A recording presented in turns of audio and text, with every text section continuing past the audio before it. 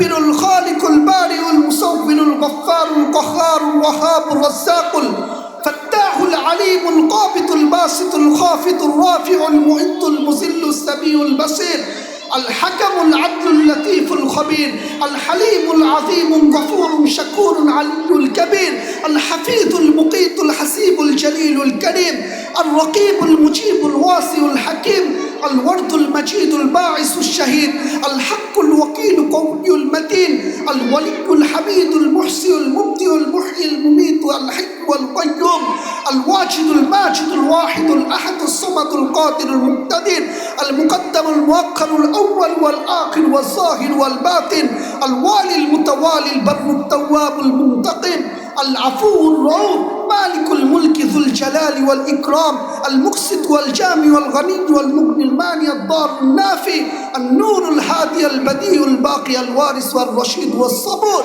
وهو جل جلاله এই 99 পদের মালিক আল্লাহ তাআলা আমাদেরকে ডাকেন অথচ সবাই বলে আমরা ব্যস্ত ব্যস্ত ব্যস্ত ব্যস্ত আমরা সবাই বলি ব্যস্ত তো আল্লাহ তাআলা জানায় দিয়েছেন অতি সত্তর একটা দিন আসতেছে যেই দিন তোমার কানে ধ্বনি আসবে ইয়া রাজুল ও যুবক আইনাল ইশতিগাল দুনিয়ায় যখন ছিলি বড় ব্যস্ততা দেখাইতি আজকে বল না ইয়া রাজুল ও যুবক আজকে বল না আইনাল ইশতিগাল আজকে তোর ব্যস্ততা কোথায়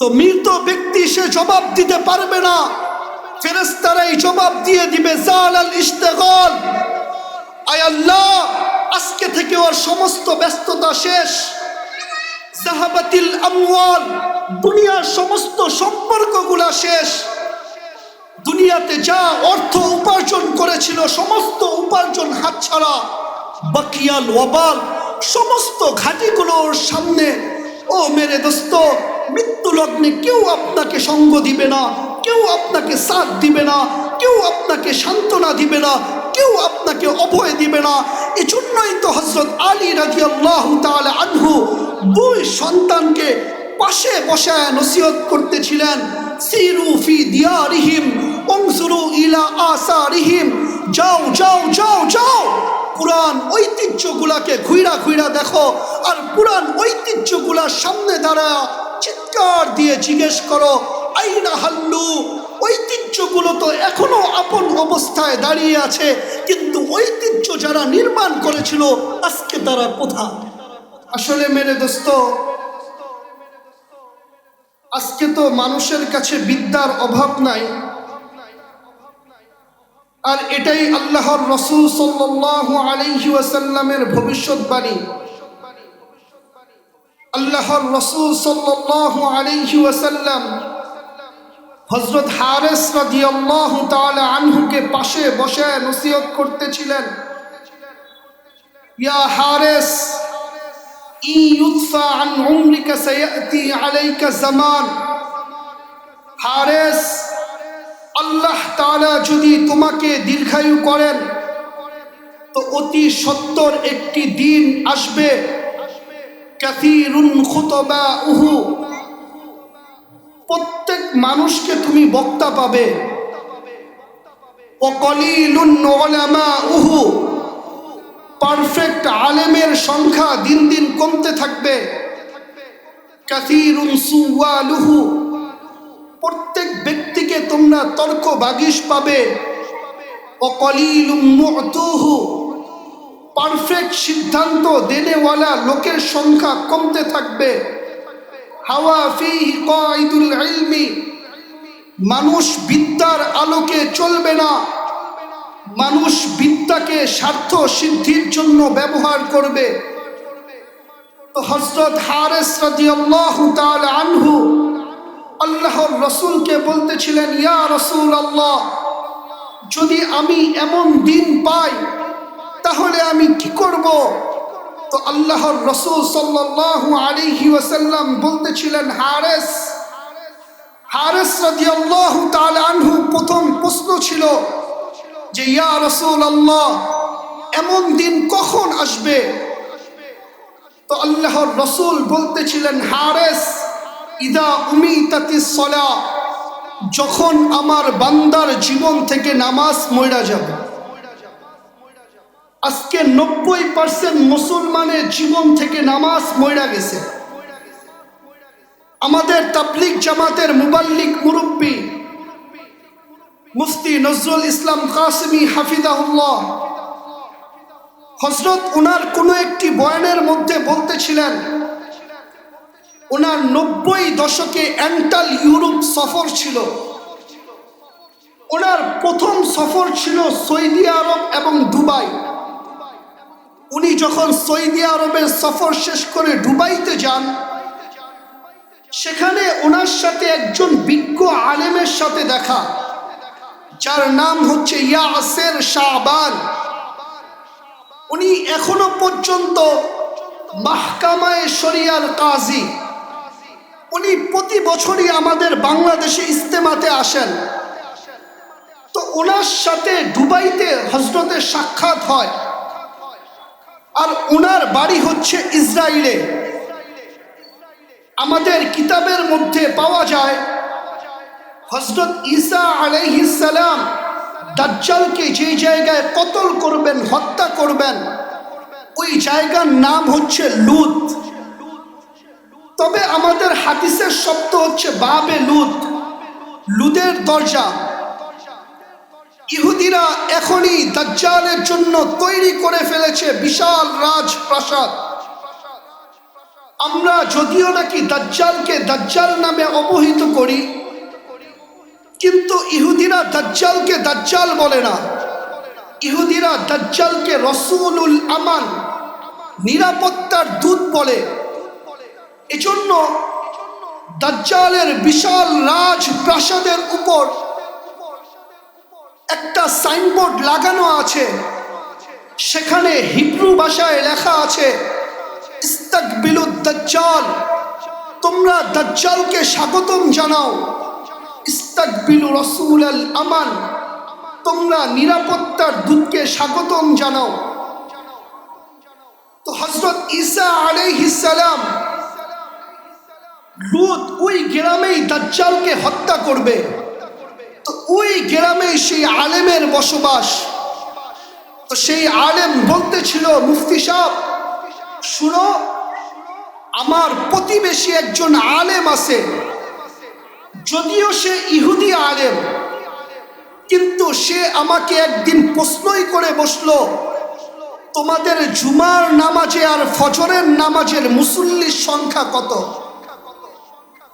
তো আমি তাকে আশ্চর্য হয়ে জিজ্ঞেস করলাম, তুমি ইহুদি, নামাজের সাথে তোমার সম্পর্ক কি? আবার আমি মনে মনে ভাবলাম,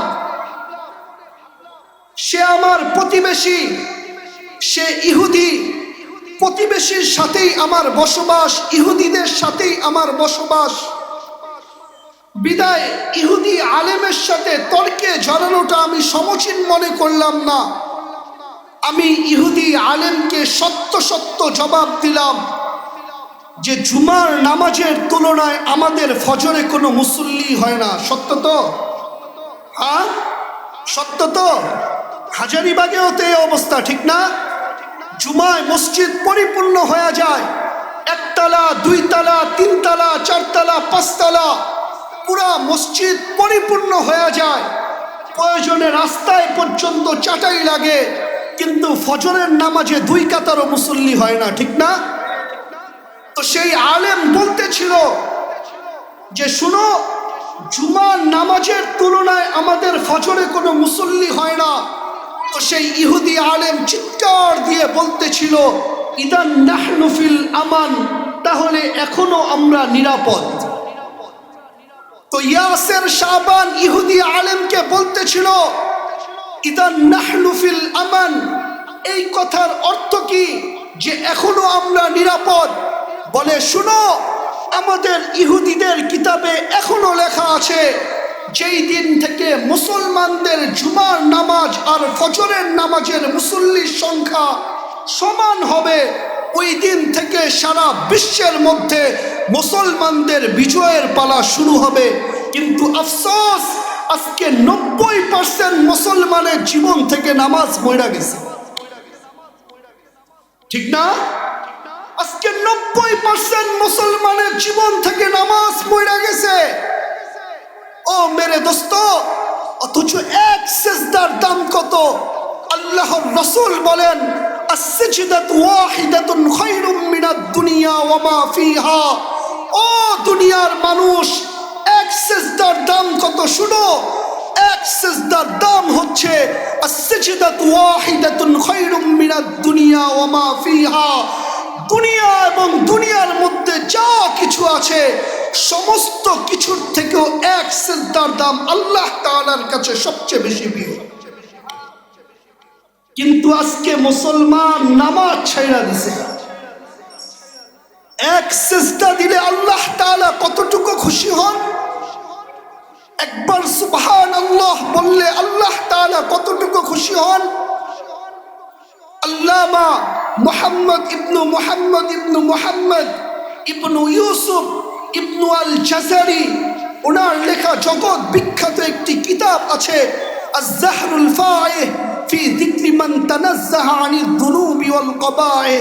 এই কিতাবটা যিনি লিখেছেন ওনার নাম মুহাম্মদ, ওনার বাবার নাম মুহাম্মদ, ওনার দাদার নামও মুহাম্মদ। একটা সময় ছিল আমাদের পূর্বে যত বড় বড় ওলামা ইকরাম ছিলেন, অধিকাংশ ওলামা ইকরামের নামের মধ্যেই মুহাম্মদ অথবা আহমদ শব্দ থাকতই থাকত। যেমন ইমাম শামসুদ্দিন আয-যাহাবী, আহমদ ইবনু মুহাম্মদ, উসমান আয-যাহাবী, ইমাম আল-কাসতালানী, আহমদ ইবনু মুহাম্মদ আল-কাসতালানী, আল্লামা ইবনুল জাযারি, আল্লামা মুহাম্মদ ইবনু মুহাম্মদ ইবনু ইউসুফ ইবনু আল জাযারি, ওনার লেখা জগৎ বিখ্যাত একটি কিতাব আছে, আয-যাহরুল ফায়হ ফি যিকরি মান তানাজ্জাহা আনিদ যুনুবি ওয়াল কবায়ে। এই কিতাবের 117 নম্বর পৃষ্ঠায় উনি লেখেন, ইন্না সাইয়্যিদানা ইউসুফ লাম্মা মালিকা মিসর। হযরত ইউসুফ আলাইহিস সালাম মিশরে প্রবেশ করেছেন দাসত্বের জিন্দেগি নিয়ে। হযরত ইউসুফ আলাইহিস সালাম মিশর থেকে বাহির হয়েছেন বাদশাহী জিন্দেগি নিয়ে। হযরত ইউসুফ আলাইহিস সালাম যখন মিশরে ঢুকেন তখন উনি দাসত্বের জিন্দেগি নিয়ে মিশরে প্রবেশ করেন। উনি যখন বাহির হন তো বাদশাহী জিন্দেগি নিয়ে উনি বাহির হন। হযরত ইউসুফ আলাইহিস সালাম ছিলেন আমাদের নবীজি হযরত মুহাম্মদুর রাসূলুল্লাহ সাল্লাল্লাহু আলাইহি ওয়াসাল্লামের পর সর্বশ্রেষ্ঠ খাদ্যমন্ত্রী। হযরত ইউসুফ আলাইহিস সালাম ছিলেন আমাদের নবীজি হযরত মুহাম্মদুর রাসূলুল্লাহ সাল্লাল্লাহু আলাইহি ওয়াসাল্লামের পর সর্বশ্রেষ্ঠ অর্থমন্ত্রী। ওনার ব্যাপারে আল্লামা সৈয়দ ইবনে হুসাইন আল আফফানি, ওনার লেখা জগৎ বিখ্যাত একটি কিতাব আছে, সালাহুল উম্মাহ ফি উলুহিল হিম্মা। এই কিতাবের মধ্যে উনি লেখেন, কানা ইউসুফ আলাইহিস সালাম লা ইয়াশবা ওয়া হুয়া আলা খাসাইনিল আরদ। হযরত ইউসুফ আলাইহিস সালাম যখন খাদ্যমন্ত্রী হলেন, অর্থমন্ত্রী হলেন, অধিকাংশ সময়ই হযরত ইউসুফ আলাইহিস সালাম ক্ষুধার্ত থাকতেন, অনাহারে থাকতেন। উনি কখনো পেট ভরে খাবার খেতেন না। ওনাকে একবার জিজ্ঞেস করা হলো, ইউসুফ, আপনি মিশরের খাদ্যমন্ত্রী, আপনি মিশরের অর্থমন্ত্রী, আপনার কাছে খাদ্যের কোনো অভাব নাই, অর্থের কোনো অভাব নাই, আপনি চাইলেই তো আপনার পছন্দ অনুযায়ী খাবার খেয়ে রাত্রি যাপন করতে পারেন, আপনি কেন অধিকাংশ সময় ক্ষুধা পেটে নিয়ে রাত্রি যাপন করেন? তখন হযরত ইউসুফ আলাইহিস সালাম বলতেছিলেন, শুনো, তোমরা কি আমাকে এই কথা বলতে পারবে যে আমার রাষ্ট্রের প্রতিটা মানুষ পেট ভরে খাবার খেয়ে রাত্রি যাপন করতেছে? তখন সবাই চুপ হয়ে গেল। হযরত ইউসুফ আলাইহিস সালাম বলতেছিলেন, শুনো, আমার রাষ্ট্রের এমন হাজারো মানুষ আছে যারা প্রতিনিয়ত পেটে ক্ষুধা নিয়ে রাত্রি যাপন করে, আমি তাদের একটি অংশ নিয়ে রাত্রি যাপন করতেছি। যদি কিয়ামতের দিন আল্লাহ তাআলা আমাকে জিজ্ঞেস করে, ইউসুফ তুমি মিশরের খাদ্যমন্ত্রী ছিলে, তুমি মিশরের অর্থমন্ত্রী ছিলে, তুমি কি মিশরের প্রতিটা মানুষের খাদ্যের চাহিদা সঠিকভাবে পূরণ করেছিলে? তখন যেন আমি আল্লাহ তাআলাকে বলতে পারি, আয় আল্লাহ, আমি মিশরের প্রতিটা মানুষের খাদ্যের চাহিদা সঠিকভাবে পূরণ করি নাই, কিন্তু আয় আল্লাহ, আমিও 3 বেলা পেট ভরে খাবার খাই নাই, আমিও মিশরের অধিকাংশ ক্ষুধার্ত মানুষের ন্যায় পেটে ক্ষুধা নিয়ে রাত্রি যাপন করেছি। এই কথাটা যেন আমি আল্লাহ তাআলাকে বলতে পারি, এজন্য আমি অধিকাংশ সময় পেটে ক্ষুধা নিয়ে রাত্রি যাপন করি। তো আল্লামা ইবনে মোহাম্মদ ইবনু ইউসুফ ইবনু আল জাসারি উনি বলেন, হযরত ইউসুফ আলাইহিস সালাম বাসারাতুল খাসাইনু বিয়াদি, উনি যখন মিশরে প্রবেশ করেন তো ওনার হাতে খাদ্যমন্ত্রীর দায়িত্ব চলে আসে। তো মিশরে দুর্ভিক্ষ চলতেছিল, উনি মানুষের মাঝে ত্রাণ বিতরণ করতেছিলেন। ফাআতাহু রাজুলুন ফাকিরুন, এক সময় একজন হত দরিদ্র ব্যক্তি হযরত ইউসুফ আলাইহিস সালামের কাছে আসলেন, এসে বললেন, আতিনি মিম্মা আতাকাল্লাহ, ইউসুফ ত্রাণ হিসাবে যা আমাকে দিয়েছেন তো দিয়েছেন, এবার আপনার ক্ষমতার বলে আমাকে কিছু দেন। তো হযরত ইউসুফ আলাইহিস সালাম বললেন, ফাআমারা লাহু বিসসা, তাকে 1 সা গম দিয়ে দাও, 3 কেজি 270 গ্রাম থেকে কিছু পরিমাণে বেশি তাকে দেওয়া হলো। সে আবার বলল, জিদনি, আমাকে আরো দাও, তাকে আবার দেওয়া হলো। সে আবার বলল, জিদনি, আমাকে আরো দাও। এবার হযরত ইউসুফ আলাইহিস সালাম একটু রাগ করলেন, রাগ হয়ে বললেন, ইয়া আখি, হে আমার ভাই, হে আমার ভাই, তুমি কি জানো না মান্না সুফিহি মিনাল গলা, মিশরের মানুষ কত কষ্টে দিন অতিবাহিত করতেছে, আমি যদি একে একে 9 কেজি গম তোমাকে দিয়ে দেই তাহলে বাকিদেরকে কি দিব? তখন সেই ব্যক্তি বলতেছিল, ইয়া ইউসুফ, হে ইউসুফ, লাউ আলিমতা মান আনা, তুমি যদি জানতে আমি কে, লা আরদাইতানি, আমি তোমার কাছে যতবার চাইতাম তুমি আমাকে ততবার দিতে। আমি যদি তোমার কাছে 1000 বারও চাইতাম তুমি আমাকে 1000 বারও দিতে। তো হযরত ইউসুফ আলাইহিস সালাম ফাআজ্জাবা সাইয়্যিদানা ইউসুফ, হযরত ইউসুফ আলাইহিস সালাম আশ্চর্য হয়ে ওয়াসআলাহু, তাকে জিজ্ঞেস করলেন, মান আনতা, তুমি কে? তো এইবার সেই লোক বলতেছিল, আনাল্লাযী শাহিদতু বিল বারাআ মিন তুহমাতি যুলাইখা যাওজাতিল আজিজ, আমি হচ্ছি সেই ছোট্ট দোলনায় শুয়ে থাকা বাচ্চাটা যে দোলনায় শুয়ে যুলাইখার মিথ্যা অপবাদ থেকে তোমার পবিত্রতার সাক্ষী দিয়েছিলাম, আমি হচ্ছি সেই ব্যক্তিত্ব। ফাআজ্জাবা সাইয়্যিদানা ইউসুফ, হযরত ইউসুফ আলাইহিস সালাম আশ্চর্য হলেন এবং জিজ্ঞেস করলেন, হাল আনতা সাদাক্তা হাদার রাজুল, তুমি কি সত্যি বলতেছো তুমি সেই ব্যক্তিত্ব? তখন সে বলতেছিল, বালা, হ্যাঁ আমি সেই ব্যক্তিত্ব। হযরত ইউসুফ আলাইহিস সালাম খুশি হয়ে বললেন, তাকে 1 বার 2 বার 3 বার দিলে চলবে না, তাকে 100 ইরদাব গম দিয়ে দাও। আল মুআজামুল ওয়াসিতের মধ্যে নিয়ে আসা হয়েছে, 1 ইরদাব বলা হয় এমন পাত্রকে যেই পাত্রের মধ্যে 14 সা গম সংকলন করা যায়। তো 100 ইরদাবের সহজ হিসাব হচ্ছে তাকে 105 মুন গম দিয়ে দাও। তাকে 105 মুন গম দিয়ে দেওয়া হলো, সে চলে গেল। ফাআওহাল্লাহু আযজা ওয়া জাল্লা ইলা ইউসুফ, তৎক্ষণাৎ হযরত ইউসুফ আলাইহিস সালামের কাছে আল্লাহ তাআলা ওহী প্রেরণ করলেন। আল্লাহ তাআলা বললেন, ইয়া ইউসুফ, হে ইউসুফ, হাদা আতাউক, এটা শুধুই মাত্র তোমার দুনিয়ার দান। লিমান শাহিদা লাকা বিল বারাআ মাররাতান ওয়াহিদা, তুমি শুধুই মাত্র ওই ব্যক্তিকে দান করলে যে শুধুই মাত্র একবার তোমার পবিত্রতা পবিত্রতার সাক্ষ্য দিয়েছে। তুমি একটু চিন্তা করো তো, ফাকাইফা আতাই, আমার দানটা কেমন হবে ওই ব্যক্তির ব্যাপারে যে ফজরের নামাজে রুকুতে গিয়ে বলবে সুবহান রাব্বিয়াল আযীম, যে ফজরের নামাজে সিজদায় গিয়ে বলবে সুবহান রাব্বিয়াল আলা, যে জোহরের নামাজে রুকুতে গিয়ে বলবে সুবহান রাব্বিয়াল আযীম, যে জোহরের নামাজে সিজদায় গিয়ে বলবে সুবহান রাব্বিয়াল আলা, যে আসরের নামাজে রুকুতে গিয়ে বলবে সুবহান রাব্বিয়াল আযীম, যে আসরের নামাজে সিজদায় গিয়ে বলবে সুবহান রাব্বিয়াল আলা, যে মাগরিবের নামাজে রুকুতে গিয়ে বলবে সুবহান রাব্বিয়াল আযীম, যে মাগরিবের নামাজে সিজদায় গিয়ে বলবে সুবহান রাব্বিয়াল আলা, যে ইশারের নামাজে রুকুতে গিয়ে বলবে সুবহান রাব্বিয়াল আযীম, যে ইশারের নামাজে সিজদায় গিয়ে বলবে সুবহান রাব্বিয়াল আলা, যে প্রতিদিন 5 ওয়াক্ত নামাজে 96 বার বলবে সুবহান রাব্বিয়াল আযীম, যে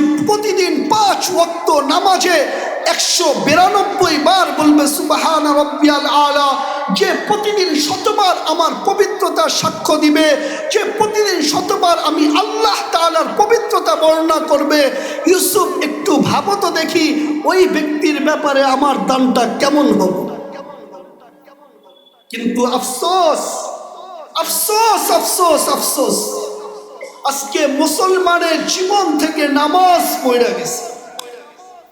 আজকে মুসলমান নামাজে উপস্থিত হয় না, অথচ আল্লাহ তাআলা 5 ওয়াক্ত আমাদেরকে ডাকেন। ও মেরে দোস্ত, আজকে আপনাদের মাহফিল হইতেছে, ঠিক না? এই মাহফিলকে কেন্দ্র করে সারা সপ্তাহব্যাপী আপনারা মাইকিং করছেন, সারা সপ্তাহব্যাপী আপনারা পোস্টারিং করেছেন, সারা সপ্তাহব্যাপী এই আয়োজনটাকে পূর্ণ করার জন্য আপনারা চেষ্টা করেছেন। আজকে এখানেও কিছু ওলামা ইকরাম আসবে যারা কোরআন হাদিসের আলোকে আপনাদেরকে কথা শোনাবে, যাদের অপেক্ষায় আপনারা অপেক্ষমান, যাদের জন্য এই স্টেজকে সাজানো হয়েছে, যাদের জন্য এই পরিবেশকে রাঙানো হয়েছে, যাদের অপেক্ষায় আপনারা অপেক্ষমান। আরব দেশে যাদের জন্য কোনো অনুষ্ঠান অনুষ্ঠিত হয়, তারা যখন সেই অনুষ্ঠানে উপস্থিত হয়, তাদেরকে যে শব্দ বলে স্বাগতম জানানো হয়, সেই শব্দ হচ্ছে হাইয়া। হাইয়া শব্দের অর্থই হচ্ছে বিশেষ মেহমান। যখন সে সেই অনুষ্ঠানে উপস্থিত হয়, তখন তাকে আরব দেশের লোকেরা হাইয়া বলে স্বাগতম জানাইতে থাকে। ও মেরে দোস্ত, আমি যে আপনাদেরকে কিভাবে বুঝাবো, এই সমাজের মানুষকে আমি কিভাবে বুঝাবো, আমার জাতিকে আমি কিভাবে বুঝাবো? ও মেরে দোস্ত, আপনারা যদি আমার কথা একটু বুঝেন, এই সমাজের মানুষের মাঝে শ্রেণী ভেদ আছে। আমাদের সমাজে এমনও কিছু মানুষ আছে যারা কারো পাশে দাঁড়াইলে সবাই তার দিকে বারবার তাকাইতে থাকে আর মনে মনে বলতে থাকে যে ও আমার পাশে দাঁড়াইলো তো দাঁড়াইলো কেন। আমাদের সমাজের মানুষের মাঝে শ্রেণী ভেদ আছে।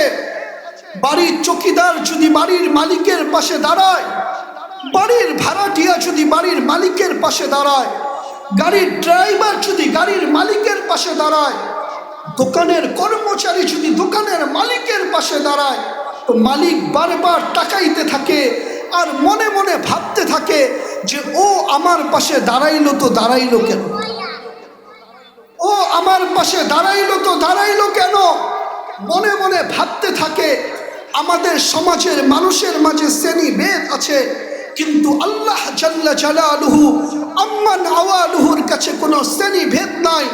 আল্লাহ তাআলা নিম্ন থেকে নিম্ন, উচ্চ থেকে উচ্চ মানুষকে তার ঘরে ডাকতেছেন, হাইয়া আলাস সালাহ, ও দুনিয়ার মানুষ আমার ঘরে আয়, নামাজের জন্য আমার ঘরে আয়। হাইয়া আলাল ফালাহ, আমার ঘরে কল্যাণের জন্য আয়। তুই এই সমাজের চৌকিদার হইতে পারিস, তুই এই সমাজের ঝাড়ুদার হইতে পারিস, তুই এই সমাজের কোনো দোকানের কর্মচারী হইতে পারিস, তুই নিম্ন থেকে নিম্নমানের লোক হইতে পারিস, কিন্তু এখন তুই এই মুহূর্তে আমার ঘরের বিশেষ মেহমান। আজান হইছে, তুই আমার ঘরে চলে আয়। আমি আল্লাহ তাআলা তাআলা তোর জন্য অপেক্ষা করতেছি। যখন মুসল্লিরা দুনিয়ার সমস্ত কাজকে বিসর্জন দিয়া আল্লাহ তাআলার ঘরে চলে আসে, আল্লাহ তাআলা বলেন ওয়াজাবা আলাল মাজুর আই ইউকরিমা যায়ের, আমি আল্লাহ তাআলা আমার কুদরতি হাত দ্বারা তার গলায় সম্মানের মালা পরায় দেব। কিন্তু আফসোস, আজকে মুসলমান নামাজ পড়ে না, আজকে মুসলমান আল্লাহকে চিনে না। আজকে মুসলমান যদি আল্লাহ তাআলাকে চিনার মতো চিনত, তাহলে কোনো মুসলমান নামাজ থেকে পৃথক থাকতে পারত না, কোনো মুসলমান নামাজ থেকে নিজেকে বিরক্ত রাখতে পারত না। আজকে মুসলমান তো আল্লাহ তাআলাকেই চিনে না। আমরা চিনি আল্লাহ তাআলাকে। আল্লাহ তাআলা নিজেই বলতেছেন আল্লাযী আকরাবু মিন হাবলিল ওয়ারিদ, আমি আল্লাহ তাআলা তোমার রগের থেকেও কাছে, আমি আল্লাহ তাআলা তোমার বড় নিকটে। আমি আল্লাহ তাআলাকে কখনো পৃথক করা যায় না, আমি আল্লাহ তাআলাকে কখনো তুমি তোমার থেকে পৃথক করতে পারবে না। আমি আল্লাহ তাআলা আল্লাযী আকরাবু মিন হাবলিল ওয়ারিদ, আমি আল্লাহ তাআলা তোমার রগের থেকেও কাছে। আল্লাহ তাআলা আল্লাহর রাসূলকে বলতেছেন ইয়াসআলুনাকা আনির রূহ, ওগো রাসূল, মক্কা ওয়ালারা আপনাকে রূহ সম্পর্কে প্রশ্ন করবে, আপনি তাদেরকে বলে দেন কুলির রূহু মিন আমরি রব্বি, রূহ হচ্ছে আমি আল্লাহ তাআলার একটা নির্দেশ। এই নির্দেশ আছে বিধায় তোমরা বেঁচে আছো। এই নির্দেশ যদি না থাকতো তাহলে তুমি আর বেঁচে থাকতে না, তুমি ধ্বংস হয়ে যেতে, তুমি নিঃস্ব হয়ে যেতে, তুমি মৃত্যুর কোলে ঢলে পড়তে।